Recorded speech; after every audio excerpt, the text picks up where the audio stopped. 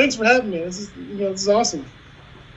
I'm glad to have you on as well. I mean, it's not too often you have on a former player as a co-host. I can't believe I actually have that.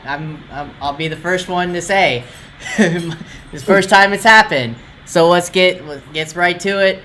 I want to start off with Mel Stardemeyer, if you don't mind, and then after No, do it. we'll get into James Canada. All right, So yeah. let me give him a call.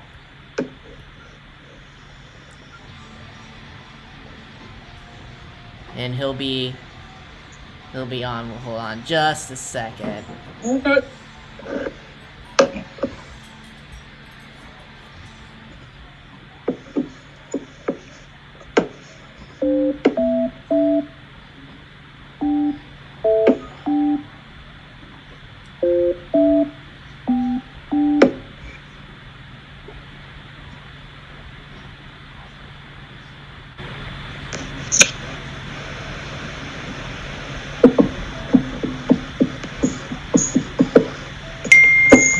Yes, sir. Hey Mel, welcome to the Sports Space Show. How are you tonight? Oh, wonderful. Yourself? Doing good. I hope you're staying safe, just like the rest of us are. Yeah, I'm trying. I It's getting a know. little rough down here. I know, it's crazy, isn't it? I mean, here we got no sports going on, no nothing. It's like hard to even what to do now, yeah. Especially for you, seeing how you're the current pitching coach for the Miami Marlins. I mean, what have you been able to do at all? Have you been able to talk to any of your players? Yeah, I mean, obviously it's very unimaginable time of our life and what's going on. I don't think that anybody could have taken some time out of their busy schedule and dream this mess up. But actually, I'm down in Naples, Florida, and so most of my pitchers are in Miami. I'm able to go back and forth and watch their bullpens. Obviously, we have to comply with the the protocol, and the things that Major League Baseball has asked us to adhere to. And so that's been tough. Can only have two pitchers at a time, one of our catchers. But I'm able to go down and watch those guys, so live batting practices from a distance, and make sure that they stay on a schedule in the event that we have our season. Yeah. So I want to jump in. I just want to jump into that. What do you think's going on right now? I mean, there's like total distrust between the players union and the owners. How does this get solved? Are we closer to a deal? Are we not? What have you guys been told? Well, I have a fishing business, and in my world, if you were in my boat right now, I'd say you're fishing. Well, obviously, I'm an ex-player, so I've obviously been in the middle between the two sides. I have wonderful owners, and I work with the general manager. They write my paycheck. So I was once a player, and so I understand both sides. I know that both sides are frustrated, and I also know that there's more at stake than just what people know at this time. So it's very unfortunate during the times that we're in right now, with the way that the world is, that we have to squabble over some things, and both sides are, they're standing firm on what they believe in. What I know and what I've heard, it's been a little bit of a roller coaster, as you have read in the papers, with the commissioner making announcements that we are going to have baseball. Under the same breath, 24 hours later, you get the response and the reports that we're not close. So we have we have phone calls and we have Zoom meetings once a week with the organization and with Don Natalie, the manager. They try to inform us the best that they can and, keep us abreast of to what's going on. But kind of like everybody else, coaches, we get lost and there's a lot of unknown and frustration from our end as well. But what I've heard lately is, we are within 3 or 4 days of either knowing that we're going to go back to baseball or they're going to cancel the season, which would be tragedy. And I agree. I mean, as a baseball fan, that's my number one sport out of all the sports. No offense to my co-host over here, former football player. Let's take it. Baseball's amazing. But yeah, I agree with you. I mean, it would be tragic to see if there's no season. But a part of me says, I mean, I hate to say it, but a part of me says, I would like it if there is baseball, but if they're not, I wouldn't care less anymore because I'm just tired of the owners. I mean, the players were promised in March, and I said this on last week's show. The players were promised a certain amount, and that they would get a certain amount of games too, with prorated salary and all that in March. If there, but the owners went back on it because they knew that the fans probably won't be back in the seats. Now, I don't think that was right of the owners to tell players one thing and then go back on it. I think that's where the distrust is really at, if you get what I'm trying to say. Well, I'm going to have to take the high road. I'll tell you, us coaches that have been around the game for a long time, I can only tell you that, we went to spring training and we played the game for the love of the game. And there's nothing like putting a Major League Baseball uniform on and the grass that you play on, the brightness of the lights, 3 decks in a stadium, and fans yelling and screaming and hooting and hollering. It's an absolute rush. Mm-hmm. And I only say that because, that's been taken away.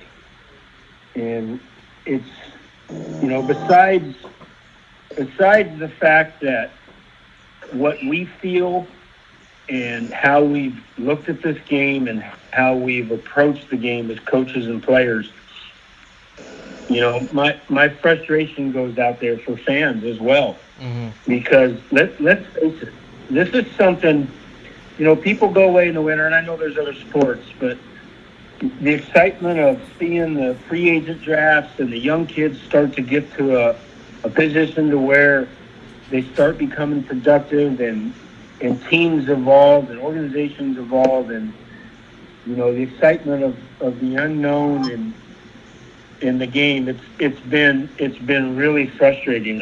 I've never in my lifetime ever imagined, of strikes and the differences that players and ownership that they have and they go through.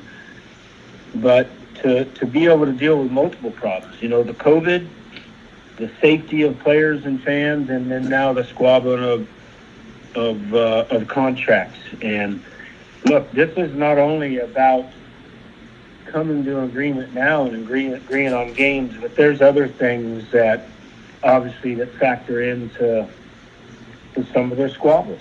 And I'm not a very good politician. I don't like to get in the middle of things and have to take sides because, like I said, I got wonderful owners. I love Derek Jeter. I got an unbelievable general manager in Mike Hill and Brian Chatton, and I love my manager Don Natalie. And look, every one of us were players. My owner was a player. He gets it. Mm-hmm. My manager was a player. Mike Hill, the general manager, was a player. So we all played. And so with that being said, we understand a little bit of the ins and outs of the business side of it. But I try not to go there. Right. To be honest with you. You got a question for him, Darian? Yeah, I actually got a couple of questions. Hey Mel, how's it going? Good. Yeah, good. I'll try to keep my questions not, you know, I hear everything you're saying, man. And being an athlete and getting coached and getting to stay into the game that you love, it's a special thing. You get to do it all your life, you know.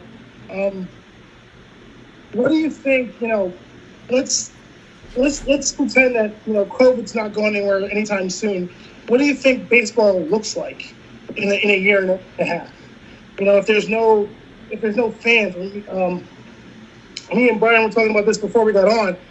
What does baseball look like if you're not, if you're a viewer at home and you live vicariously through the crowd that's watching the game? How does that game look with empty stands? Does it still, what do you think that's going to be? Well, the first part of your question is there is nothing, and I can only tell you from experience, from both being a coach and a player, there is nothing like this in this world to be able to stand on the white lines that represent both sides of the infield and go all the way to the foul pole and to face the flag and go through a national anthem with a full stadium. There is nothing like hearing the roar of fans standing behind you when a great play is made, or you finish the inning with a big strikeout and that adrenaline and that emotion's going, and it's driven by fans. The game will change. How I view it and how I coach it's not going to go away. The emotion of the game, getting between the lines and playing for your hometown, it's going to be a different look. It's going to be a different feel. And in the end, are people going to value are they going to value wins? Are they going to value a playoff team the same way? Fans play a huge part in playing the game of baseball. And when you take that out, it's going to be a different look in the field. I'm very concerned with, first of all, with the COVID, the pandemic, and what's going on in our world right now. The effects of that, both from economically to where people will have to make a decision of whether they can go to a game, and then on top of it, throw in the problem that's going on in baseball right now, with between the two sides and the differences. And there really are, I feel like that they're getting closer, but there's still, it's become a little bit personal, and there's some hard issues. If I was a fan, and like a lot of fans, and I've listened to a lot of people that have been baseball fans their entire life, that they have a very sour taste, with the game of baseball. And if and when we get back, I don't know what we can do as coaches and players, other than to try to settle our differences. But if we get back to playing, I don't know what we can do from our part to try to help get people back, because inevitably there is no doubt in my mind that we're going to lose some fans. And you know what? I can't blame them. I cannot blame them. And I think it's tragic because it's America's pastime. It's this game is a beautiful thing. Yeah. It heals people. There's people. Look, when my dad was going through his chemo transplant in New York City, and George Steinbrenner was so kind to send a television into his hospital room while the Yankees were playing, so that he could watch the game. That brought joy to him. And this game brings joy, and it heals to a lot of people in this country. And it's not going to be the same without having them in the stands. I promise you that. Wow. You know, I was one of the things I was saying to Byron earlier too is I think that's football is going to take a hit like that as well, because I remember playing games in Minnesota and Seattle where you couldn't hear the quarterback change the play. You couldn't hear the cadence. And I'm in the backfield. I'm 4 yards away from this guy, and to lose that part of the game, what is our game? I get this feeling, this fear, that we're going to have this kind of social media engagement kind of infiltrate our national pastimes. And do you kind of foresee something like that happening? Because if there are going to be fans there and you're not going to get money filling those seats, how do you recoup that money that's not going to be going in those seats? Do you give fans access to places, cameras that normally you don't see? You go the XFL route with baseball and mic up your pitcher and your catcher. How does this game evolve in the face of this pandemic? And you having all the years as a player and a coach now, and you can see, you've got owners that are players. How do you think this game evolves to kind of fit what's happening, because of this? There's, unfortunately, I don't think there's really anything out there that's going to replicate that fan sitting in the stands and watching a game live. There's just not, So I'm hearing about, miking up pitchers and miking up the catcher and miking up coaches to be able to get,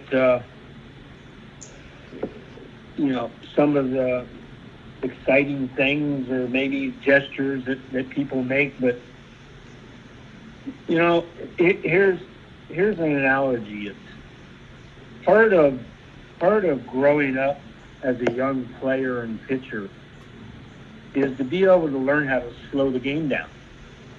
And what makes the game fast are 3 decks full of people and brighter lights and the pressure and fans screaming at you. Umpires, they thrive on it as well. Let's face it, it's entertainment. So it becomes a different brand of baseball. I've never had to sit and really think about trying to come up with solutions to play a baseball game, to how we can, better serve, or how we can facilitate fans sitting at home. And it's the unimaginable. So I know that baseball and players are trying to look at things to appease people, but it's not going to be the same. It's just not. And what that looks like and what we do moving forward, I hope, for the sake of the game and for people, that this is something we don't have to talk about next year. They're talking about ways to generate money and through advertisement, and kind of like NASCAR, to where you endorse uniforms and you have a different player represent a company and stuff like that. I mean, I'm all for that, but the baseball uniform was not built that way. But do I understand the economic effect on the game and not having people in the stands? Absolutely. And I can tell you right now, emotionally, it and mentally, it bothers us coaches. Yeah, because let's face it. This is a kid's game, man. This is a privilege to play this game. Mm-hmm. Yeah. And I go out and coach for my players, but I also the interaction with my fans and signing the autographs and shaking people's hands. That is part of it, and making them feel part of the team. And when you win, they have that same excitement for you, and you can celebrate together. That's going to be taken away. Have you found that, in your coaching? I know you said you got your players are in Miami, you're in Naples. Have you found yourself online a lot more with your coaching now because of this pandemic, or have you still been able to kind of do more face to face and have to get off of social media or just the internet together, just to kind of try to coach up your players? Well, this is something that we talked as in depth as an organization, and like I said, I noted in the beginning, we have Zoom meetings once a week and just try to bring the organization, up to par to what each one of our specific areas, what each coach is doing. So in the world of myself, I chose to stay down in Florida. I live in Lewiston, Idaho, and I chose to stay down here because most of my pitchers were down here, and they were going to stay here and work out, at various places. And I knew at some point that when we got called back to spring training, that it was going to be important that I was still here. So I wanted to keep that connection with the players. So it started, and it looked like, through the video, and they would film their batting practice sessions, and we would do some coaching through that and have some FaceTimes and stuff like that. And then it got to a point where they opened the spring training sites, and now I was able to go out and get, when I say hands-on, I still had to keep distance. I had to wear my mask, but I could have interaction with my player, and I could lay my eyes on them. So, it's obviously, with the amount of time that we've been down, I've also spent quite a bit of time with our analytics department and putting together films and trying to establish the strength of players and looking how we can better serve them when we get back. And so we've got a lot of work done. But, most of the pitching coaches went home. Most of them chose to not hang around their spring training site. All of us knew that we were going to be down some time, and we didn't know that timetable when we'd be back, but I chose to stay down here. So for me, I felt that connection with our guys, and our guys are probably farther along than most of the pitchers in baseball because the pitching coach has been down here, and we've done a lot of things to where when we get called back, we're not going to have to go back to where we were and rebuild all over again in spring training. That's been done. So they've held on to a lot of things that we got done in where we were in spring training. So we're really in a good position. And I'm glad I chose to stay down here. So before we let you go here, I got a couple more questions. One relating to this topic that was just recently laid down this week, believe it or not.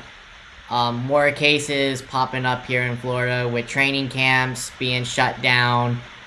Phillies testing positive. The Blue Jays shut theirs down.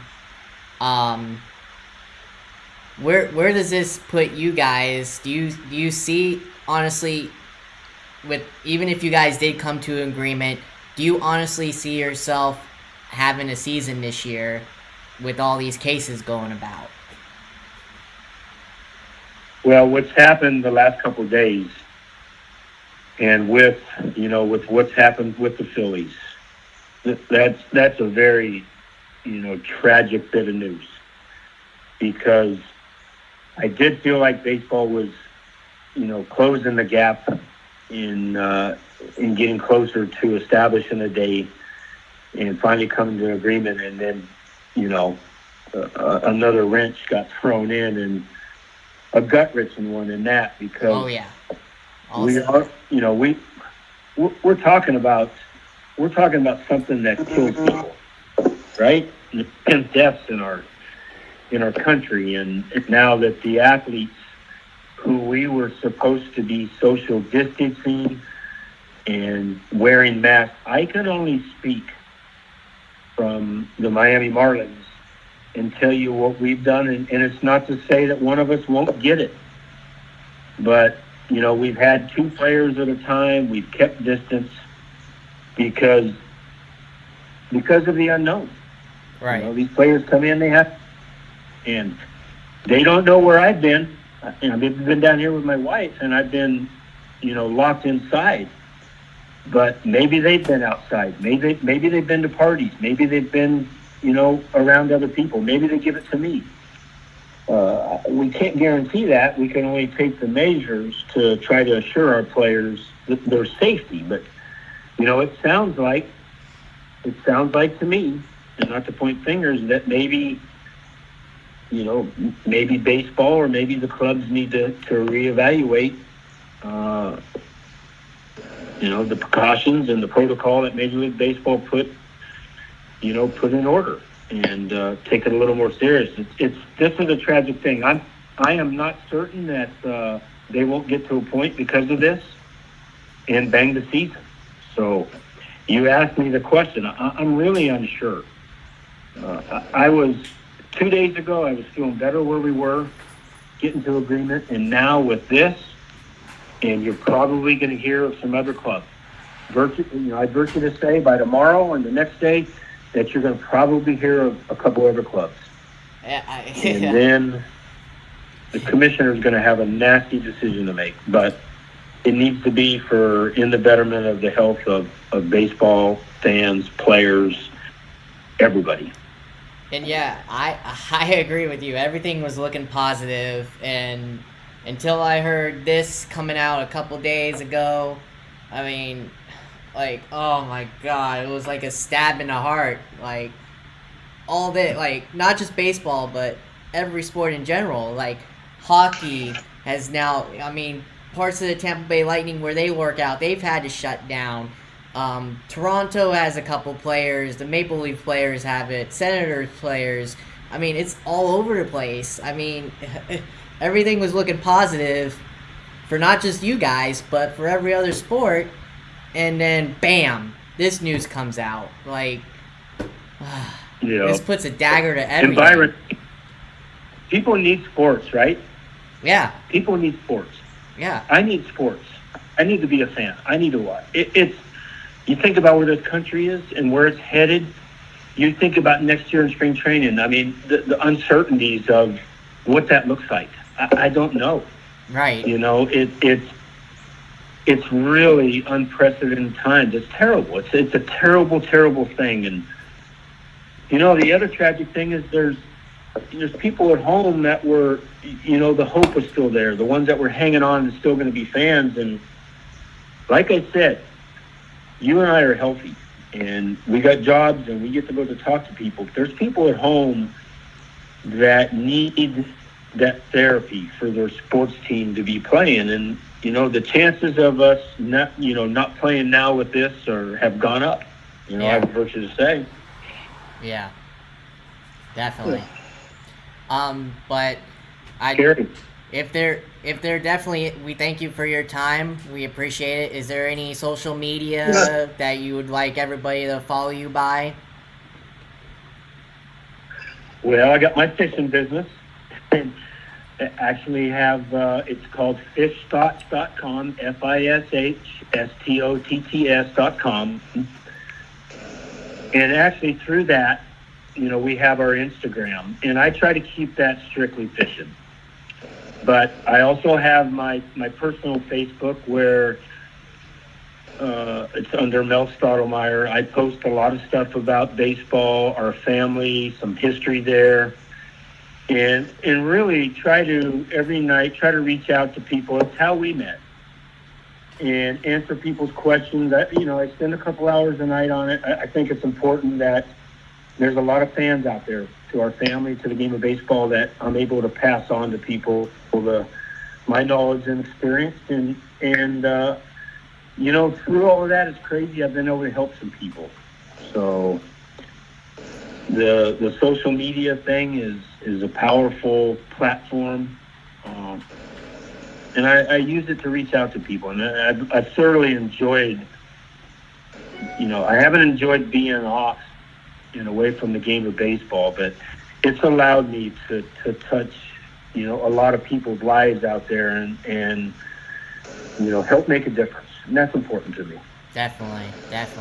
And that's why I follow you on Twitter as well. You tell some good stories on Facebook. That's why I added you to have you on, because I mean, I saw your stories on Facebook, and plus I wanted to talk to you about baseball because I mean, I remember watching you as a pitching coach first. That's where, of course, I remember you by, since I'm only 28, going to be 29. But I remember you most as a pitching coach when you first started with the Diamondbacks. So Yep. that's why I'm Yeah, glad to have you on. No, that's the cool thing, the connection with people. And you know what? I really feel like, and my brother's he's really gracious and he's good as well. But I feel like it's my duty to be able to connect to people and share those stories. Now, I'm not able to share everything, and sometimes I got to take the high road. And you understand why. Oh yeah. You know. Oh yeah. Oh yeah. Yeah. I really do enjoy connecting people. I've given dads some throw-in programs for their sons and try to help cancer patients, people going through hard times. And I don't have the answers in the world, but sometimes just the littlest things and giving people some time and making them feel important is important to me. Right. And definitely, and that's why I'm looking forward to, if there is definitely a season, but if there isn't, I would definitely like to have you on again. If you're more than welcome to come back on. Anytime, my pleasure. Definitely, my pleasure, buddy. Definitely glad to have you on. And what Thank you, baseball. Appreciate it. You bet. You guys stay safe out there, and I appreciate your questions and your love for the game. Definitely, thank you. Appreciate it. And it's back right at You you. Let too. there be baseball. Let there be baseball. Yep. Stay safe Yeah, and take let it be. Have fun, fellas. Same with you. Okay. Have a safe Father's Day weekend too. Thank you. Take You're care. welcome. You too. Bye. Mel Stoudemire, everybody. I mean, hearing his stories, his take on. I mean, Darian, what would you get his take on his answers? I liked it. Everything on point. I know. I think it was great insight into what the state of baseball, but I think it's a microcosm, I think, of the state of our country right now, and we just, we're dealing with a lot of things that we don't really have the answer to right now, and at a time where we're all beholden to technology, things like sports and just the sports culture, it's not conducive to being tech heavy, So what is that? What's that going to look like? I think we just, I think we just listen to a guy who's got more experience in the world of baseball than most people in the world. Yeah. He's trying to figure out those answers too, and it's going to be, I think as baseball fans, we're going to have to give baseball a chance to adapt, evolve to what this new normal is going to be, or what it's going to look like, coming down the road. And I do think the one thing is, though, I think it's different. The biggest difference between this and you were I don't know if you were born there. You said you're 28. Yeah. What year were you born? What year were you born? 91. All right, so you were born 91. Young one. So I was 11 years old in 91, but in 1994, baseball went on strike. Yep, I remember that. I may have been 3, but I remember that. And it pissed me off. That was and I'll big. tell you why it pissed me off. Because I was an Expos fan. I was a diehard, ridiculous, stupid Expos fan. And well, that God was bless. the year we were going to win. We were going to win the World Series that year. And when baseball went on strike, it broke my soul. So I don't think this is that. I think there's a lot of mitigating circumstances that are happening right now, and I think a lot of the issues that the owners and players are having, they're issues that have to be had because really we don't know what the future looks like. We don't know what TV contracts look like. No. In a world where we're, I'm on my iPad, you're on a computer. This isn't, we're TV is it's a dinosaur. Yeah. Kind of, and with with this social distancing, it's going to become less of a dinosaur. I think, what is, the mainstream media and not in terms of news, but just sports in general, ESPN and FSN, you can get your sports from wherever you want. So there's a lot of questions that I think we're trying to answer, and I think as baseball fans, we have to give the players and the owners a chance to answer those questions, because if baseball doesn't come back this season, it's not the end of the world. Because when it does come back, it has to be, it's got to be safe for the players. It's got to be safe for the coaches. It's got to be safe for the fans. And if that means we're watching our games on our devices, they got to figure out how to make that worthwhile. So it's hard. It's really hard. But I know. We'll see what happens. I'm definitely next time I want to ask him.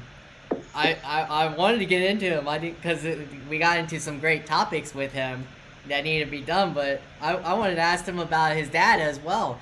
His dad was a longtime pitching coach for the Yankees, and I wanted to ask him, what was it like being there? Because he was around for all his life because of his dad. Yeah. I wanted to ask him, what was it like watching him win all those titles with the Yankees? The wealth of knowledge, that Mel has about success and winning and what it means to be a professional in that game has got to be immense. So yeah, definitely, you have him on again. I definitely would broach that topic, because he's probably just bubbling with information that's good for you listening to it and the fans. Right. So now I gotta ask you, are you ready for this one, fellow footballer, former Buccaneer? Are you ready for this? Oh yeah. Okay. Yeah, now let's get him on. I know he's watching. He's been waiting patiently. So let's give him a call. James Canada. Let's do this. Let's do it.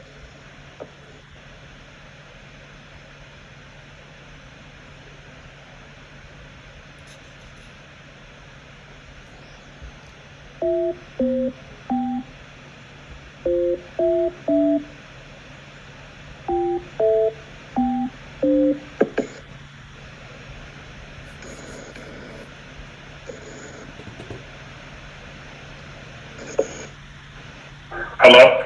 Hey James, welcome to the Sports Space Show. How are you tonight?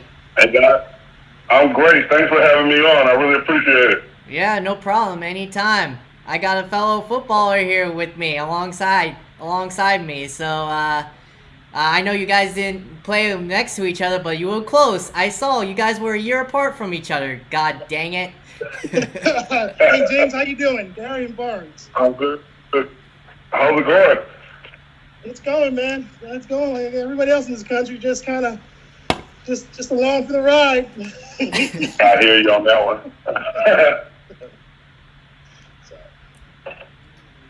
So what's going on? What's going on in Florida, man? Like, where are you at in Florida exactly? Actually, man, I live in Dallas, Texas. So, You live in the D. You live in the D. Okay, all right. yeah, I live right outside of Dallas in a city called McKinney, Texas, and I just kept, my Tampa number because it was just convenient for me with, people, friends, contacts, and I haven't changed my number and had the same cell phone number for like the last 20 years, man. It's crazy. Okay, yeah, no, I'm very familiar with Dallas. I played with the Cowboys for a year in 2004. Okay. I'm familiar with McKinney, and I used to when I was there in my younger days, I'd hang out. I wouldn't go into downtown Dallas. I'd kind of hang out in all the outskirts and made it a point to go to different towns and explore and meet new people. So yeah, McKinney's a great town. So Yeah, so you were here in the Valley Ranch. Yeah, no, I was when they were in Valley Ranch, I was there, and I lived in Irving and Capel. My time. Okay. Yeah. Gotcha. I know exactly where that is. Yeah. So let's hop right into it, shall we, James? My first question to you I gotta give a shout out. You're a fellow podcaster on a Big Game Sports Buzz podcast, correct? tell us about it and Yes, sir. tell us about it and who do you have on it? Well, it's one of those things where I was a journalism major when I was in school, and I always, had the dream of playing in the NFL and maybe one day working for ESPN and commentating games or whatever else. And a couple people I know had online radio shows, and they had me on as a guest, and I appeared as a guest a couple times on this radio show, and then after that I was asked to co-host. And then while doing it, I had a bunch of people say, you should start your own podcast. So I kind of looked into it, started playing around, and I created Big Game Sports Buzz just off of the whim of people telling me that they thought I'd be, good hosting the show. And I did it to try to get myself comfortable with it. And this year I'm really looking to expand and start having former players, teammates on, branch out into different sports other than just football, and really just grow, the concept that I came up with about a year ago. Yeah, touche. Hey. I'm no athlete, but maybe you should have me on to talk some Bucks or Chargers. I'd love to do that. Hey, you know what? I'm welcome to have anyone on that's ready to talk football, talk shop, and it's always good to have a different opinion from just from one of from a player's point of view and a player's aspect. But it's good to always bring someone else in to get that other point of view. Definitely. I mean, it's definitely crazy, and 2020 will be a year to never forget. I know that for a fact. Just like how 9/11 was never to forget, 2020 will never forget. I'd like to forget 2020. I'd like to forget the hell out of 2020. To be honest with you. Unfortunately, 2020 has been one hell of a year right now, man. I mean, I can't even put it into words. What I'm feeling about this year in whole right now. We're only 6 months in, so yeah. 2020 all the craziness. I mean, the deaths at the beginning of the year. I mean, from Kobe, from other big names, and then you had Corona. I mean, now you got sports shutting down. I mean, schools, everything. I mean, it's crazy. Like, holy crap. Exactly.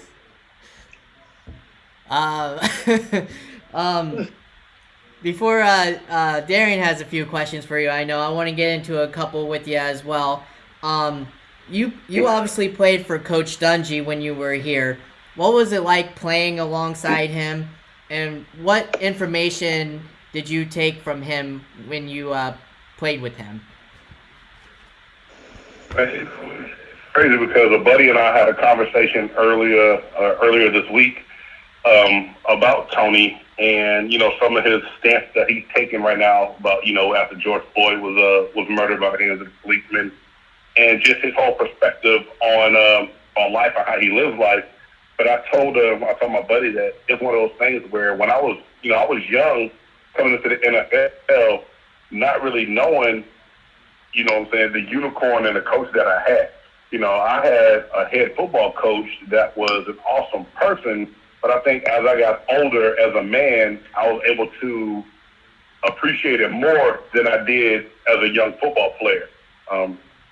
Tony was always one to be direct with you, upfront with you, tell you how he felt, what he thought, and he was going to try, do his best to help you become not just a better player, but a better person. And that's what I remember the most about those years that I played with him.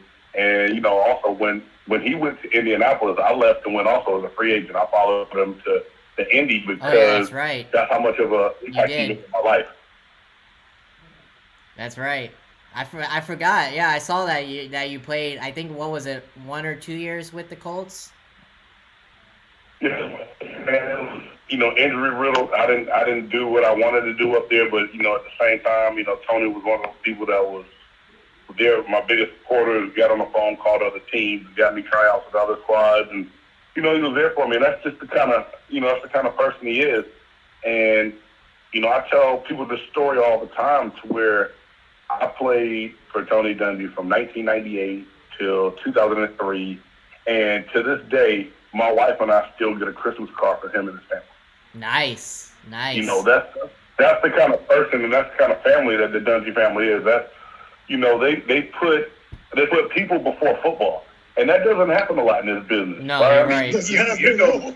You're right. the business of the game is like, what have you done for me lately? And if you haven't done anything to help our bottom line, to help my team win, Yeah. you're written off. You're done.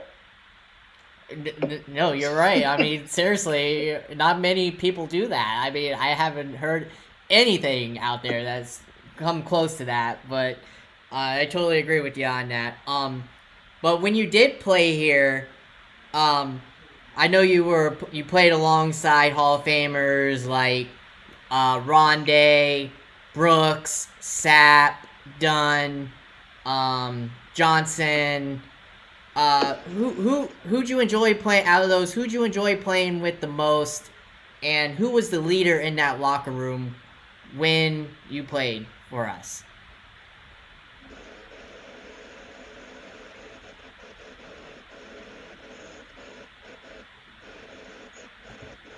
Did we lose you? I think you might have. Yeah, I think you might have lost him.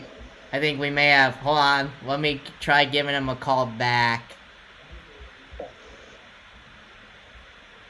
Hold on. Yeah, I think you're right. I think we lost him.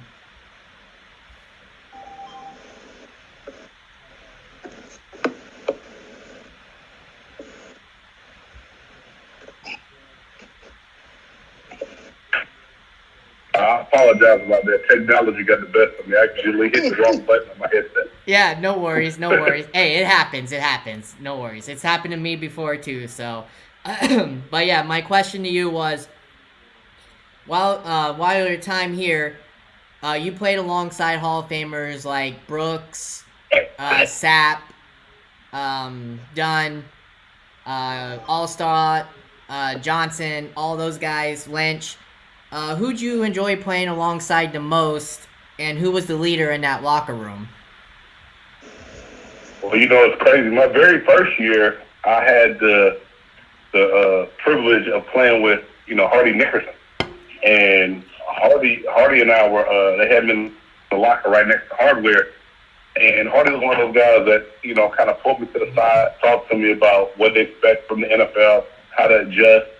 And, to pick one person I like to play with the most is tough because that defense and that team was loaded. We had a bunch of great guys, and we had a bunch of guys that did a damn good job and had great careers, and like you said, are in the Hall of Fame right now. So, I mean, that this past September, I was there when Rondé got to the Ring of Honor and had a chance to see a bunch of guys and, reflect and reminisce on the good times that we had. It was awesome being there and still, being able to pick up the phone sometimes and reach out to guys like Sapp and Brooks is always, good to do. But I mean, to pick one favorite player is hard, but we had a really tight group in the defensive line room. So, there's a lot of great stories, a lot of great memories. You got some questions too, Darian? Yeah, I do. I got one big question. Okay. Shoot it. What's up? The new NFL. When I mean new, I mean the game has changed so much since I played. My last year was 2009, right? And tell me what you like about the new NFL and what you hate about it. Because I know that, see, I got laughing. I know that when you watch it, you can appreciate the changes, right? Like me, I can appreciate the changes, but there's a part of me that hates it a little bit, but I understand it. So I want to know from you I don't want to dive deep into what I like and hate about it. I kind of want to hear from you first. What do you like about this new NFL, and what do you hate about it? I mean, that's a great question because, guys and I talk all the time about how much this game has changed and just even the format of practice and what they can and can't do as far as like dressing full pads and how much contact to where I swear to you, and I'm not trying to be funny, and I swear on my life, on my kids, if I played in today's NFL, I think I could have got about 10 to 12 years in. I know. I just really think it would extend a player's career because of what they can and can't do. You know what I'm saying? So, It blows my mind. Thank you, because I'm no player. I was a blocking fullback, Yeah. and if we would have practiced the way they practice, I could have played for 1,000 years. Like I could have been Exactly. I could have been dead and still been able to lead blocking somebody. Like Yeah. it's like I'm no player, but I even know that from watching the game as many years as I have. I'm no player, and I even know that. That's how bad the game has changed. I mean, look at what they've done with the quarterback. Well, no. And I was going to say, you asked me what I dislike the most. The protecting of the quarterback in some circumstances and situations is just ridiculous. I mean, you might as well put a big orange or yellow vest on them and put the word "stop" across the chest. And as soon as you get free off your pass rush, just stop. Because any slight hit, any slight tap is going to be a penalty. And we all know this. Defense wins championships. Yes, we know that. Offense is what sells tickets and puts people in the stands. They want to see high-scoring games. They want to see quarterbacks throw for 300 to 400 yards. They want to see 49 to 35 if they can. No one enjoys a great defensive game. I like nothing more but to sit back on Sundays, and I have a 17-year-old son who's a wide receiver and a football player, and we sit down and we watch a game, and if the score is like 14-2, he's like, oh, my God, who cares? Suck. I'm like, what are you talking about? They're playing great defense. They've only given up 3 points in the whole half. Man, no, this is off bad. I mean, they cannot enjoy and appreciate defense the way that it was played a long time ago, and to knuckle down and to, shut people out. And the league doesn't want to see that because of the millennial attention span. They want to see action. They want to see high numbers and points go up on the board. And I just hate the rule changes that are curving the game to be straight offensive minded. I agree with you, but I also think that it's hurt them in ways that I don't think they could have imagined. And I think the biggest way. So what I like about the new NFL is that it does try to prioritize safety. And I can't argue with that. I agree with that. I do agree with that part right there. I do, like, that's the one thing I think that, like, all the negatives, because we're kind of cut from the same cloth, and we kind of come from that era where you had 2-a-days and you were hitting both set, like, yeah, like I feel you, but I think the negative effects that it's had on the league, that it's forced defenses to become more athletic and faster than they already were. And because of it, the quarterback play has been diminished because they can't hit them. So when we were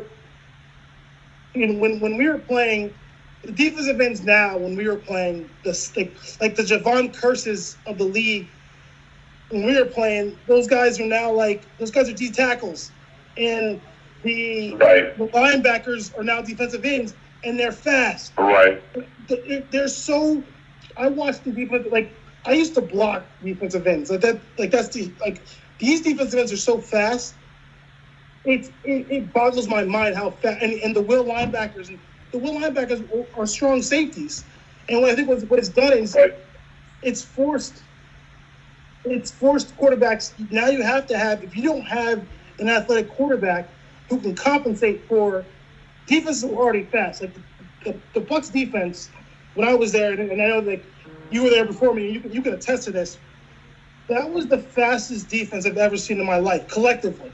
Like, just 11 people. Yeah, it was crazy. Yeah, 11 people who could run, and earlier in my career, I couldn't appreciate how fast they were until I got older, and I could see it, how fast they really were. And these defenses now are insanely fast. And what it does is there's a league now where if you watch it, most of the time they're in some type of man coverage, or they're in some type of loose cover 4, or it's a cover it's a cover zero that converts to cover four, depending upon how far your receiver Right. goes. And Right. it in a lot of ways, it's exposed. It shows you how good a Patrick Mahomes is, but and how few and far in between a guy like him and Aaron Rodgers and Tom Brady. And I got a really distinct feeling that for the next decade, we're not going to get quarterbacks like that anymore. You're not going to see a Patrick Mahomes because he's like the one human being I think that can kind of play in this league where everybody is stupid fast and he's so accurate in these like awkward positions that it's kind of mind-boggling to watch him. And where you can watch Tom Brady, I think Tom Brady struggled was because these defenses have caught up to him, and not to him per se, but his offenses can't compensate for the stupid speed that we're seeing now. Exactly. And it's forced. So that's I think that's where it's hurt them. That because of you can't hit the quarterback and all these rules for receivers, you force defenses to like a Lawrence Taylor. Like I don't want to like really go into it, but like or diminish Lawrence Taylor, but a guy like him couldn't play in this league because there are just way better athletes now in all positions. They're just like I watch, like I'm watching these will linebackers fill the hole. They don't have to fill holes like will linebackers. Like Derek Brooks had to fill a hole. Like he was fast as hell, but he had to come downhill, and you don't see that. And so this spread game, and it's forced these man coverages, and it's forced these. You're gonna get these quarterbacks who are kind of like, who are mega fast and have big arms, but if they start getting these, you can't really have these nuanced defenses where you can run. You can be a man coverage team that can jump into a Tampa 2, or they can jump into like a 3-star. They can jump into a zone blitz. Now it's like we're playing cover 0, we're blitzing 6. Your quarterback is screwed. Can he think and can he move? And it's just that's what's diminished the game. Like from a you know what I mean? Like you watch the game. I watched the game. I'm like, if you can get them out of cover 0, you'll win. But you can't because your quarterback isn't accustomed to like he's not a Tom Brady who can dissect a pass, a defense and dissect a blitz. Like we don't have those quarterbacks anymore. I don't want to look. I've never played quarterback, but I just, you just watching the game and watching how quarterbacks make adjustments and how they check plays. You don't see that anymore. You see it in Rodgers and you see it in Brady, but you don't see it where defenses are telling quarterbacks like they're really disguising their coverages. They can't do that anymore, and they don't have to. Right, and also they don't have to because of the speed. A lot of it being 0 and they're playing man. But a lot of these younger quarterbacks are coming out of these air raid systems in college where they aren't even taught to read coverages. They're taught just numbers and routes and putting the ball in a spot. So you get a guy like Mahomes who's been taught to do something, and he did it well. And I tell a lot of people, and we talked about it on one of my shows last week, that I wasn't a Mahomes fan because I thought he was just a system quarterback. But he proved me wrong when he got to the NFL and showed me that he can do way more than what they asked of him in that system, and he could adjust on the fly. And like you said, he's a rare breed. You're not going to see a whole lot of Patrick Mahomes come through the NFL. It's going to be, years in between before you see another guy that can mimic and do what he does. Yeah.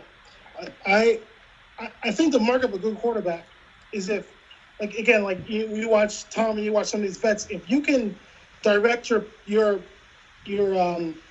pass protection system, and as a player, you watch the game, here on TV, and you can see him changing the pass protection to give him time to do something. I think that's a mark of a good quarterback, and I don't think you're seeing that. I don't see a lot of quarterbacks redeclaring mics, redeclaring like this is the new Mike. We're going to slide this way now, because it's just not. They're not asked to do it, and it kind of the change between the college game and the NFL has been like it's been diminished because of that, which is fine.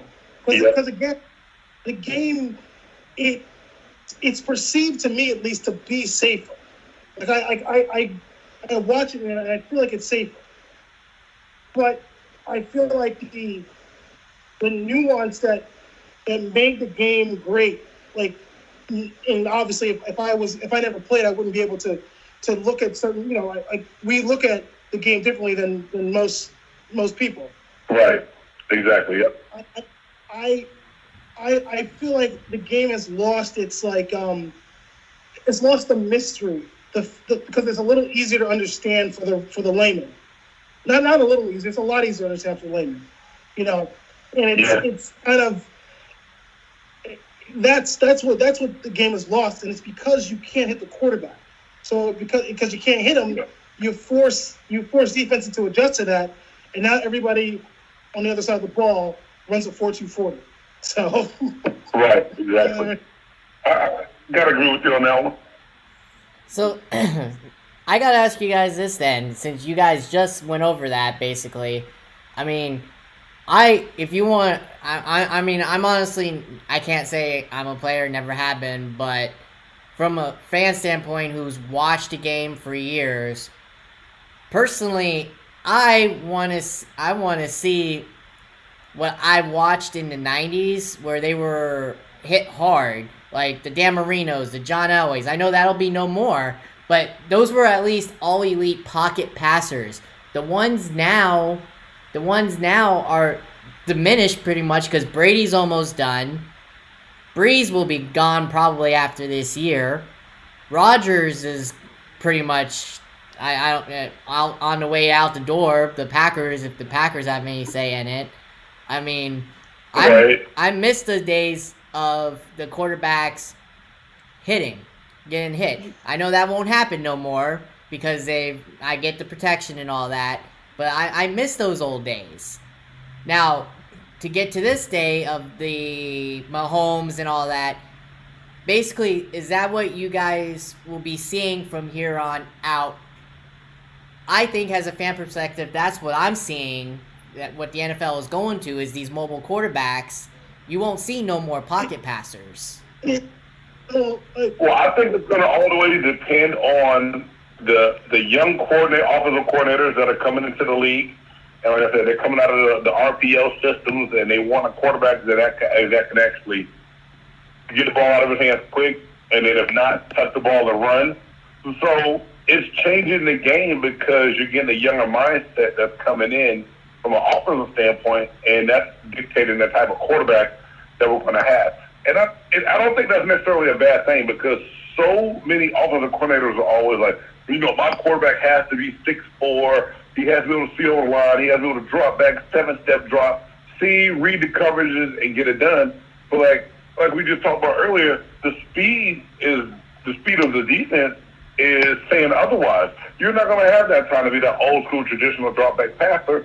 And because of all the concussion scares and the rule changes, the NFL is not going to let you damn near hit anyone, let alone it be the quarterback. So those quarterbacks aren't going to take those hits anymore, even if there were drop back passers in the league still. I think to further illustrate that point, I think if you're looking for the prototypical NFL quarterback, I think you're looking at like Russell Wilson, Patrick Mahomes, and Aaron Rodgers. I think those are like they're in that mold where they're like typical. You can't be a quarterback that's going to take hits, right? Like we got to see like and James will tell you like the jury is still out on guys like Deshaun Watson and Lamar Jackson because they're young, and it's not for them it's not what are you going to do year 2, it's what are you going to do year 8. Can you in a great example is a guy like Cam Newton, who is 6'4", he runs a 4.5 40, right? And it's taking a ton of hits. You can't do that. You can't. I don't care if the only way that's really going to go down, if you have a quarterback like that, is if you become the first NFL team in the modern era to run the triple option and be successful at it, 70% that's what it is. So what are you asking of your quarterback? You're asking your quarterback to be a precision passer. You don't have to be a pocket passer, but you got to be precision. The ball's got to be out. Take care of the ball. Yeah, yes, and take care of the ball. And if you run, know when to say when. And if you look at Russell Wilson, he's the best example because Russell Wilson is, if you watch him, he runs like a running back. Like he looks like a straight but he's a guy who's got everything you want in a quarterback. So he should. He played 2 sports. He was a Dion. He should. He has that body build. Because remember, he got signed. He got signed by the Rangers and the Yankees to play baseball. So he should. Yeah. Right. So if you think about it, you think about people that are in that vein, Mahomes and Russell Wilson, Baker Mayfield, who I think is a lot better quarterback than we're seeing. And I could be wrong because I don't take stock in any. I agree with you. I agree with you on that because I think if he had a right. I think Baker Mayfield is a bad rap because he came in and people had a perceived opinion of him, and they're not giving him a chance to see what he really can do for the quarterback. I think if he had a right coach, because that whole system that they had last year for him was ridiculous. That was a rookie coaching staff, not helping him. I mean, if he had an experienced coach that would help him, he'd be fine. All this talk of him saying he's not good, I don't get it because he hasn't had the coaching. I think even with Stefanski coming in this year, he has the right mindset as far as he's going to try to set his quarterback up for success through the running game. And they got 2 guys that can actually run the ball and have success doing it. So I think it should be a whole different look for the Cleveland Browns this year. Only time will tell. But I think they're going to try to put Baker in a better situation than he was the last 2 years. Yeah. Again, and I don't want to take anything away from Lamar Jackson and Deshaun Watson and those quarterbacks in those veins because they are amazing. Lamar Jackson is a phenomenal player. Just to watch him, he reminds me of Michael Vick. They both remind me of Vick. Just that raw, the big arm and the speed, and they win. They're just straight winners. So I'm not dissing that kind of quarterback because obviously and clearly based upon the last 2 years, that quarterback is kind of has a presence in the NFL. I just think if you're talking about staying power, if you're talking about I want to play, we're used to our quarterbacks playing for 10, 15 years. How do you do that? How do you manage that? And I think if you want to get a good indication of what does it take to be a successful quarterback year in and year out, in that vein, you got to look at a Russell Wilson who's kind of that guy will run the ball, he'll pound the rock, but he knows when to get down. He's got. You made a beautiful point. That's a really good point, and I never really thought about it that way. But that's a really good point about today's game, and you got to look at and how he carries himself. And he doesn't take a lot of bad hits. He does not take bad hits at all. No, he doesn't. And I've watched Deshaun Watson. I'm like, oh shit! You know why Deshaun has to do that. Deshaun has no O-line. Look what O'Brien has done to the O-line. That's not true. No, O'Brien. I think Deshaun Watson is on he's on a team with a horrible coach that's acting as a general manager now that's not doing anything to help him. He's got an O-line. And he has to do that. But I like his arm. Yeah, he's got no line. He can't win when his coach keeps getting rid of all his players. Look at the O-line. The O-line he got rid of. O'Brien got rid of. It's not even that. I'm gonna give you a real, being an offensive guy, I'm gonna give you a real simple thing of what their problem is. That man is fast, and that man's got a big arm, and he had he had a boss receiver, right? So what do? You send everyone. You got two things you want to do. If you want to highlight your quarterback, there's two things you do. You're either going to pound the ball, right? You're going to bring 8 men in the box so you can throw to DeAndre Hopkins, right? Or because he's always double covered. Wherever DeAndre Hopkins is, they're going to rotate their defense to him. So there's always going to be 2 guys there, right?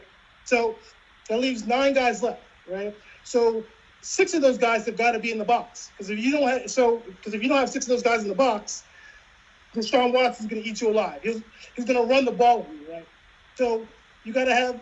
So there's 6 of the guys in the box. There's a couple guys left. You have one to play the alley away from DeAndre Hopkins, right? And the other guy's the man is alone.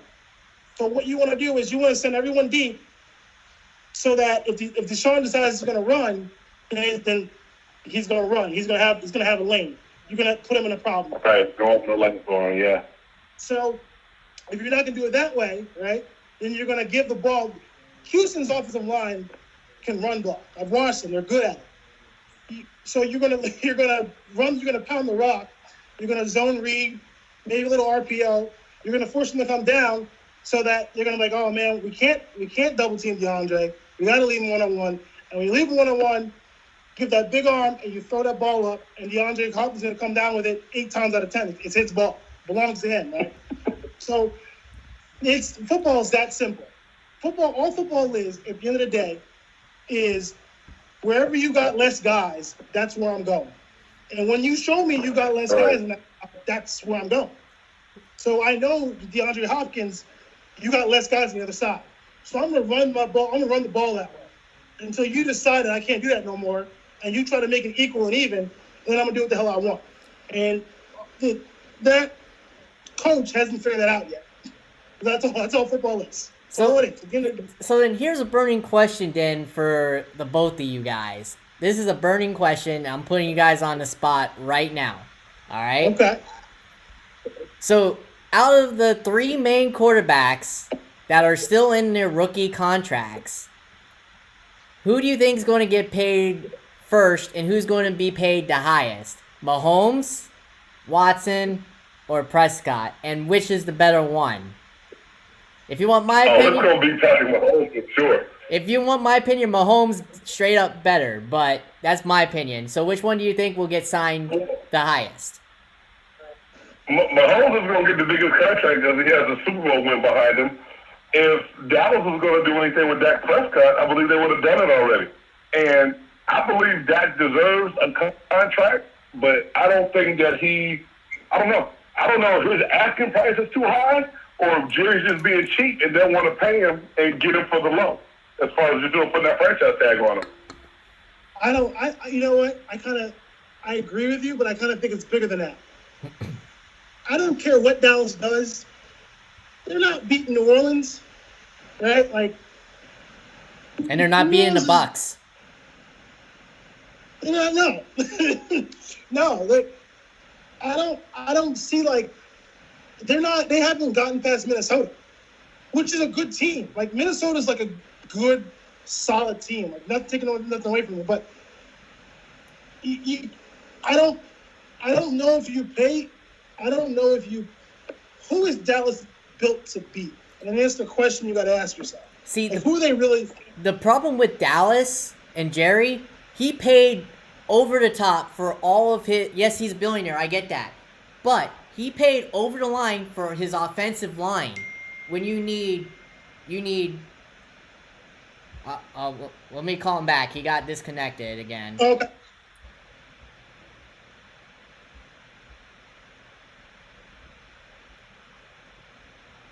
Hold on.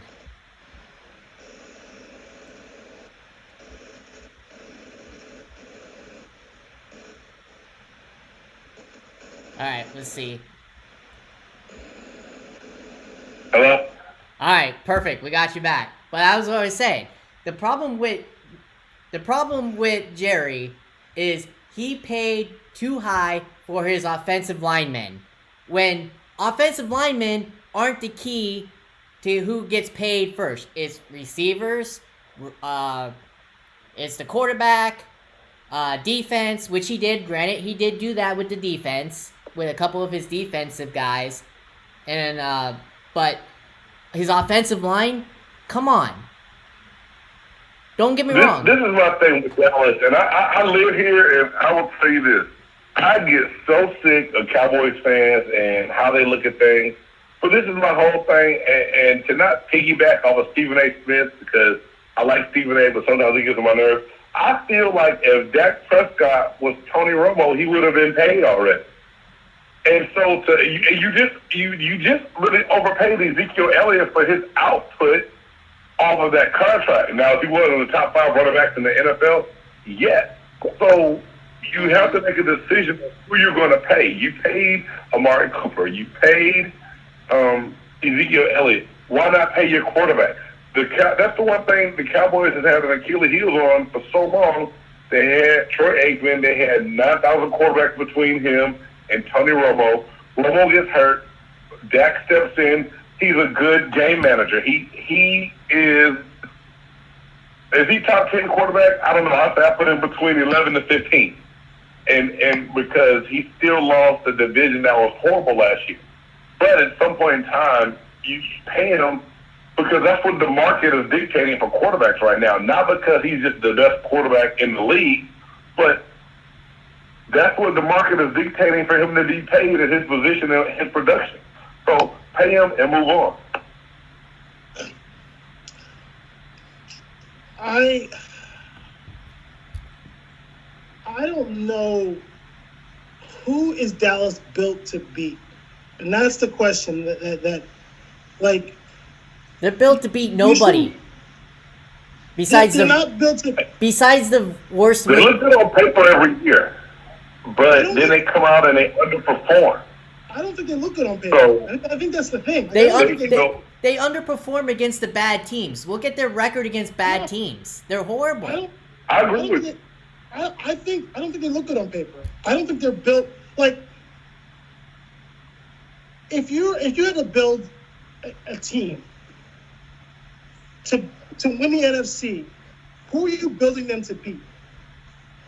That's the question you have to ask yourself. Who are they built to beat? They're not built to beat New Orleans. They don't score enough points to beat New Orleans. They're not built to beat San Francisco. They don't play their better defense than San Francisco. You know what? They're not built to beat Minnesota. Because Minnesota's a balanced team. Like you have to Minnesota's not going to make a ton of mistakes, and you're going to. And their defense is solid. I agree with you. Defense is solid. Kansas City was built to beat New England. They built that team to beat New England.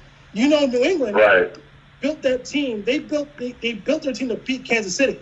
So to me, it's like you can pay Ezekiel Elliott whatever you want. You can pay Dak Prescott whatever you want. The problem you have is you're not paying the people that are going to help you build your team to beat the people you need to beat. And to me, if I want to be successful in the NFC, year in, year out, I'm building my team to beat New Orleans. Because I know New Orleans are going to beat them. So does that mean Dallas needs to really refocus on their defense to get stronger, to be a staple to beat New Orleans, and not necessarily the offense? I think Dallas has no defensive team speed. I think they do this thing where they're like, we're going to have this big tough defense and we're going to have this offense that pounds the rock, and it's like, no, you can't, because if New Orleans scores 40 points, you can't pound the rock. You got to throw the ball. And Dax is a good quarterback, but Dax is not throwing the ball 40 times a game. Dallas and does Gerald McCoy have them on defense this year? Or is he past his prime? He's playing with them. He's playing. To me, it doesn't matter because they're not built to beat. I don't see them. They're not built to beat any of those teams. Dallas. And I think we lost their best defensive end in Robert and Quinn when they let him go to Chicago. I think that's one person they need to keep. That was their best edge rusher to go along with DeMarcus Lawrence. They didn't make that happen. Look, they're not built to beat Chicago. Chicago looks like Dallas is built. Dallas is built to beat themselves. It's a Trubisky being anyone's league. Literally, they're built to beat themselves and nobody else. Because when they're facing when they're facing the higher up teams like the Saints, the Rams at one point in time, the 49ers, Vikings, Green Bay, they fail in those games.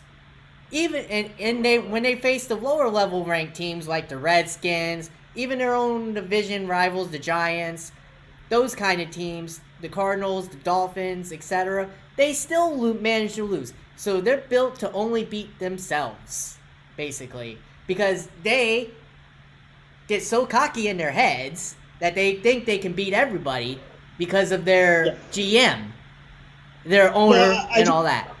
They think. Well, they act how their owner acts, and I talked about Jerry Jones on my latest podcast that I put out yesterday, and like I said, I get sick of hearing about Dallas because everything that comes off of the Cowboys' success is back in the '90s. Yeah, exactly. When are you going to let that? When are you going to let that go? Yep. And talk about what you have right now. Yep. So, but getting back to the original question, the top 3 quarterbacks in their rookie contract, I think Mahomes has the best chance to be the one that's going to get paid first and get paid the most. By far, I agree. I mean, it's going to be crazy. It's going to be crazy, but I mean, I agree with you, James. I think no matter what both the Joneses say, because his son's just as much like his daddy as there is, no matter what they say, they may say Dak is their guy, but honestly, from what I'm seeing, no, he isn't in their eyes their guy. So whoever they're trying to find, I agree with you. I don't know, because there's nobody out there that's right now in the college ranks. There's nobody besides Lawrence. If they're going to tank, who knows? I don't know. Dalton isn't going to be the answer, that's for sure. I mean, but I truly think that Prescott, they don't see Prescott as their guy. I don't, or they would have paid him already. Right. But they don't. But they haven't set up their offense for Dax to be the guy. Because if you watch Dax is a play-action quarterback. He's a lot like Jimmy Garoppolo. He's a lot like him. He's a play-action quarterback. He's gonna make 20 plays in the air. He's gonna make 5 to 10 plays on the ground. That is who he is. That's his makeup. And if you're going to ask him to go air raid, and if you're going to ask him to be that in this new NFL, that ain't him. Give the ball to Ezekiel Elliott 30 times a game. Pound the rock if you want to. You got the offense. That's what you brought your offensive line for. And let Dax. If you set aside 30 plays for Dax, he's going to make 20 to 25 brilliant plays for you. But if you take him out of his element, he can't. He's not going to do it. It's not. Again, he's a great quarterback. He's got a good arm. He's got a good head, but he's not. The offense that they're putting him in, and they're trying to pigeonhole him in, and his offense is he's. Well, guys, we also got to remember Mike McCarthy is bringing a new system in this year. So is his offense going to be different, being more of wanting Dak Prescott to be a little bit more like Aaron Rodgers? I hope not. Well, I know he can't be Aaron Rodgers. I hope not. No, but. So you don't think that the Cowboys can rely on Dak Prescott to throw the ball and have success? No, I don't want McCarthy to turn him into a Rodgers, because why change his game? Dak Prescott already has a good game. Why change the game? Make him into Aaron Rodgers. Well, I think one of the first mistakes they made with the new coaching staff is they kept Kellen Moore on board as the offensive coordinator. He clearly showed his incompetence with how he called plays last year, and you still bring him back. So what's going to change in the overall play calling? Because you still have the same offensive coordinator, even the head coach. Dak Prescott is not a 4-wide quarterback. That's the problem. He's not. He's a too tight play action. He's not that quarterback. He's not, and I think that's what you got. Kellen Moore, who's been running the spread system, and it doesn't rely on the run, I think, the way that he should. And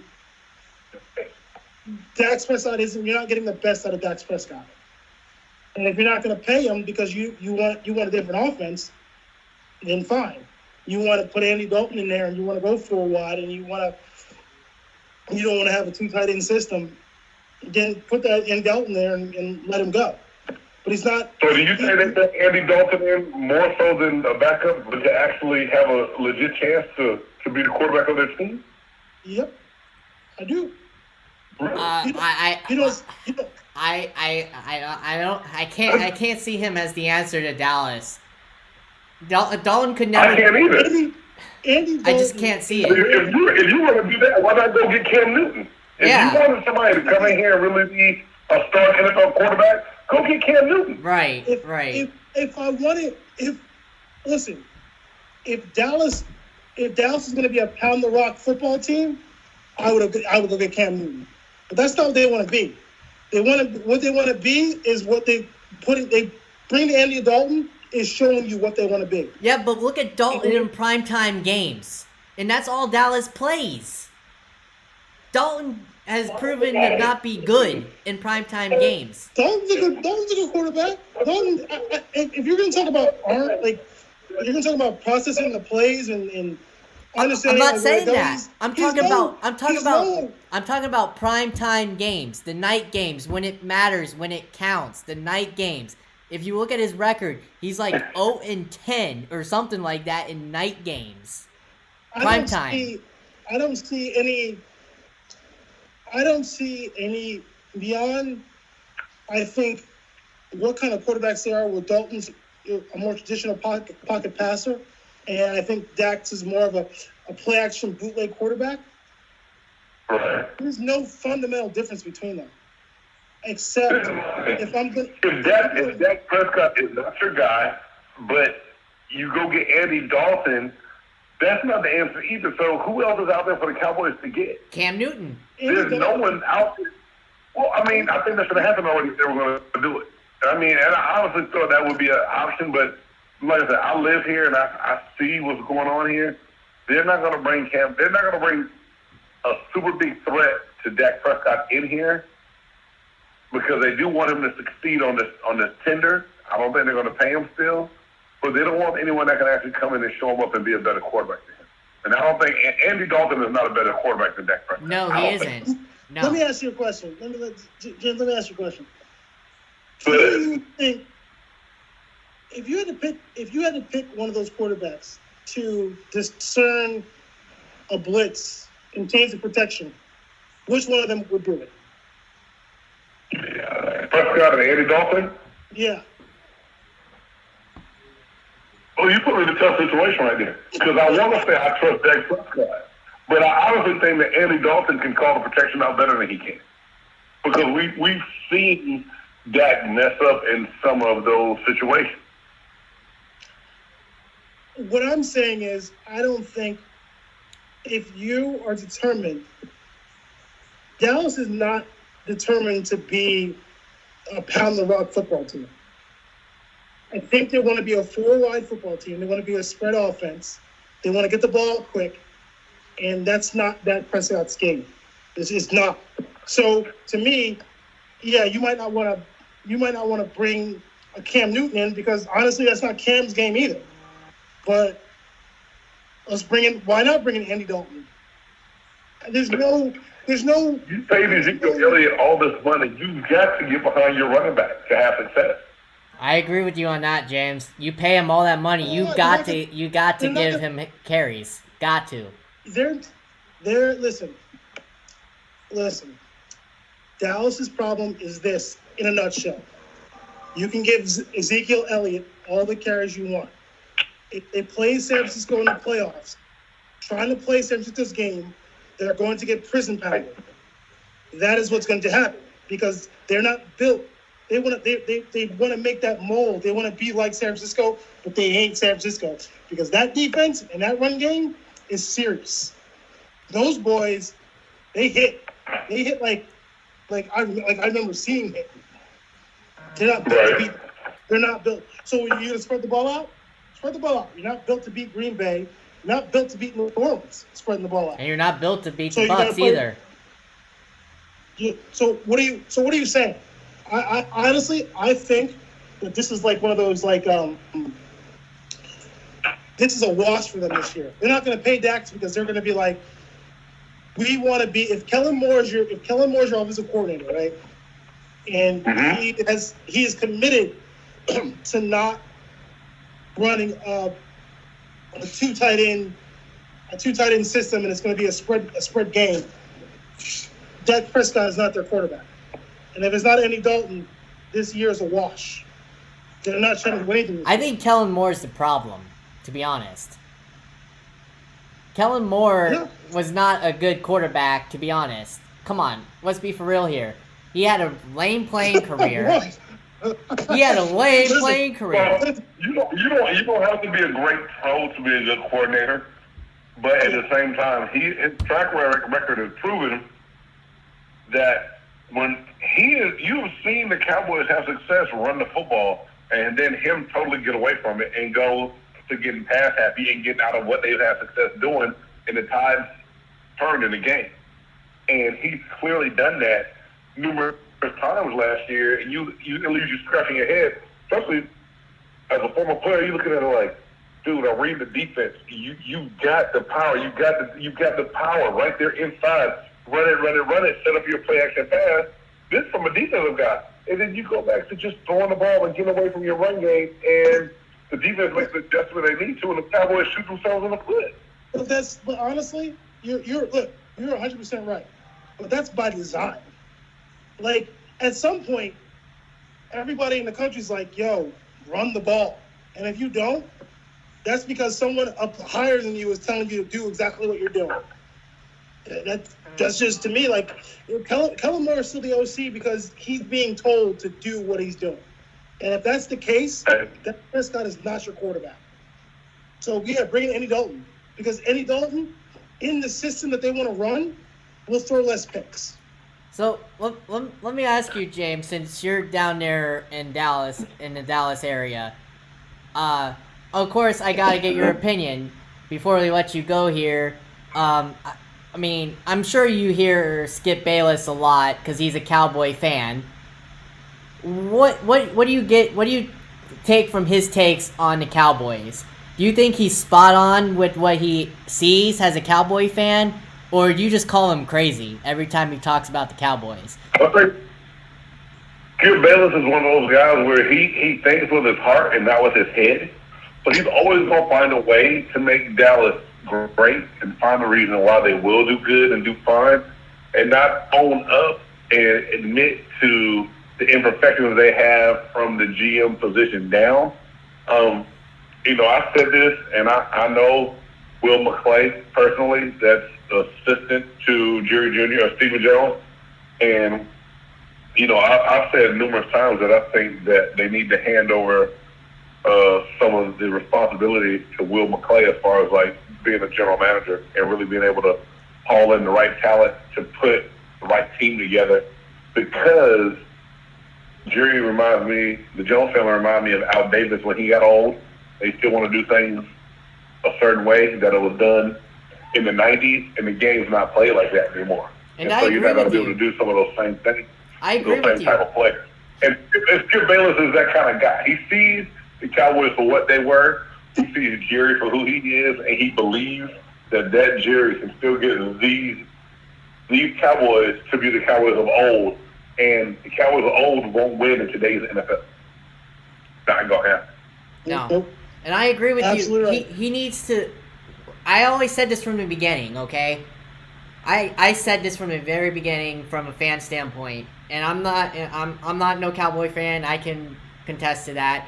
But I can say this for a fact. If you have an owner, and it's proven history, if you have an owner that's a GM as well, which both the father and the son are both owners, and they're both GMs.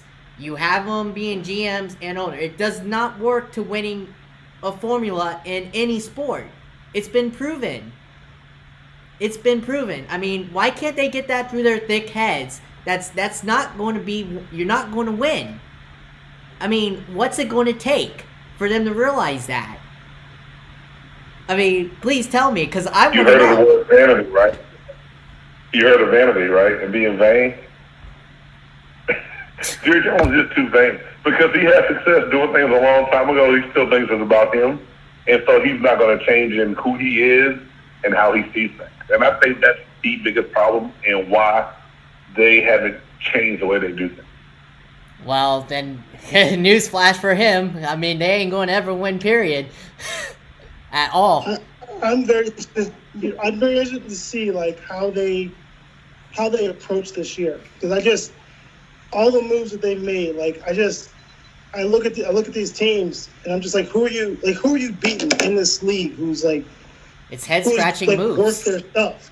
It's head scratching moves. I mean, you let go of. To me, I've seen his career from when he first started with Dallas. I saw his career. You let go of a 4-star or 5-star cornerback, which I saw Byron Jones. You just let him walk. You just let him walk to freaking Miami. Like, really? Come on. And you get nobody. Nobody in the draft. Yeah, I mean, to me, I think Miami Dolphins overpaid for Byron Jones. Personally, that's just me. Although I do think that he is a top corner, I was surprised that the Cowboys did try to keep him. But at the same time, the Dolphins overpaid for him. And I'm not denying that too. Yeah, they did, but I mean, Dallas could have kept him because who does Dallas really have on defense now besides an aging Sean Lee, who's really no good anymore? You got a bashed up defensive line. I mean, you're counting on 2 guys that haven't played in the league in years, and Aldon Smith, and I forget who the other guy is. Why am I drawing a blank right now? Jalen Smith? Yeah, Jalen Smith. From Notre Dame? Yeah, that's it. Jalen Smith, yeah. That to me, right now, he's one of the best defensive players. DeMarcus Lawrence is going to do what he can do and be decent up front. And you're hoping that Poe and McCoy come in and help your defensive line. I think Sean Lee needs to. I think the game is past the injuries and concussions. I think Sean Lee's done. He is. He just needs to call it quits. I mean, he ain't helping the team. I like Sean Lee, but at the same time, he just doesn't look himself anymore on the football field. I do too. I just think with all the injuries piled up, he needs to retire. I do. I mean, because he's a good player, but injuries do pile up, and he can't stay healthy a full year.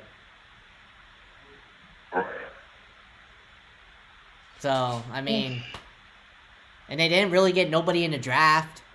I mean, besides CeeDee Lamb, but you already have wide receivers. I mean, who else did they really get in the draft to help? But CeeDee Lamb is gonna he'll help.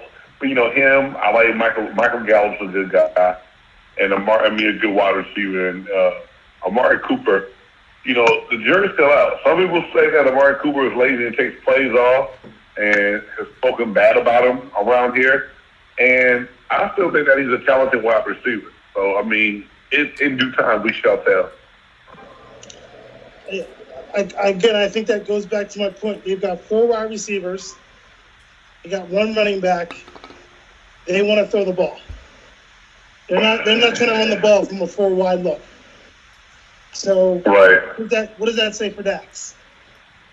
That's going to hurt them in the long haul. Yeah, and I think we all agree on that and know that that's going to hurt what it is that they want to try and do. But, it's going to be an interesting season. I think the only thing that evens out the playing field is that the lack of OTAs, off-season workouts, and them doing what they need to do because it's an even playing field for everyone. That's a great point. Like, it's going to really – I didn't really think about that. It could make, a team like, I don't know, like the Chargers, they could run the table. Right. You're going to have to rely on veterans that know the system and know what to do. And you know how important it is from a rookie standpoint to really need those OTAs and to get on the field and get hands-on learning. No one's had that. So I don't see the rookie class, they'll have an impact, but it's not going to be an early impact at all because training camp is going to be rushed. You got the joint practices that you usually have; those are wiped out this year. You can't have any joint practices. Your camp has to be at your facility. It's going to change the whole dynamic of what you usually do from a football standpoint going into training camp. I mean, this is a brand new training camp. Yeah.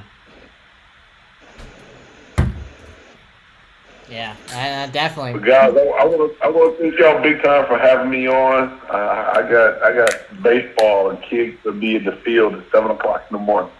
Oh, good luck with that, man. I feel you. I feel you. I got 2 of my own, so I know how that is. So, but yeah, we thank you for coming on. You want to tell us, audience, where they can follow you by your social media platforms, your podcast, everything? Yeah, you can follow me on Twitter at BG Sports. You can also BG Sports Buzz. You can also follow me on. My podcast is on Spotify, Google Podcasts, Apple Podcasts, and that's Big Game Sports Buzz. And I'm just out there trying to share my love of sports with sports fans and get people that enjoy getting the inside player point of view from when it comes down to football.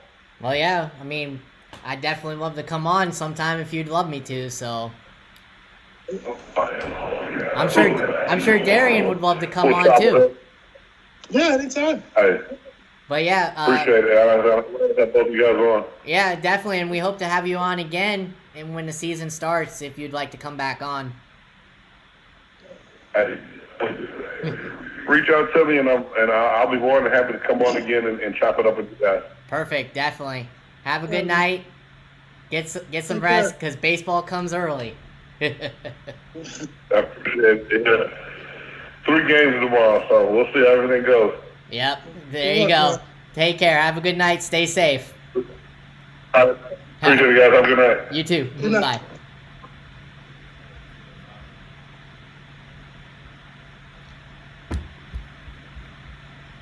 Insightful, wouldn't you say, Darian? Yeah. I mean, I think I had a good conversation. I mean, yeah, it's great. Learned a lot, actually. Here we thought it was an interview, but yet we got into a debate. Yeah. Well, the nature of sports talk, I know. I didn't expect to go this long, but I see it's 11:14. God, my wife's going to kill me. I'm sorry, baby, but but yeah, that's what happens when you're having so much fun. Talking with 2 former players. I mean, this is why I do this. This is why I do what I do, and I love it since I couldn't play. So I'm glad to be a part of it. Definitely. But yeah, just keep following the show. If I will text you now that I have your number. If I need you for Sunday, let's do this again Sunday. Yeah, give me a shot. Let me know. Definitely, I will certainly do that. But yeah, keep following the show. I loved it. If you know anybody too that wants to come on, bring them on. You got it. We'd love it. So Absolutely. It was fun. Got it. Hey, thank you again, man, and to everybody watching your show, and your fans, thank you, and this is awesome, and I hope to do it again soon. Definitely. I hope to have you on again soon as well. So, I will keep you informed on Sunday. Until then, you have a good night and stay safe, you and your wife. You too. Have a good night. Take care. You too. Take care.